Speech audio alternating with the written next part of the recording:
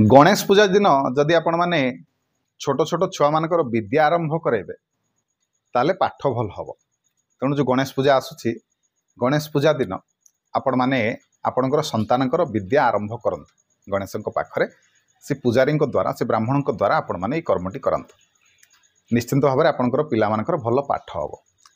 सेपरि आपण माने जानते कि जे गणेश भगवान को गणेश पूजा दिन एमती कौन जिनस अच्छी जदि आपण माने अर्पण करेंगे ताले आपणकर जहाँ भी मनोकामना अच्छी जहाँ भी ठाकुर को मागिबे शीघ्र पूर्ण हम। ताहा होची दुब। गणेश दुर्बा प्रिय, दुब घास भारी प्रिय। तेणु भगवान गणेश को जिते अधिक आपण माने दुब घास अर्पण करेंगे सेते भल। तेणु ये गणेश पूजा दिन जेते अधिक संख्यार आपण माने दुब भगवान गणेश को चढ़ेबे सेते भल।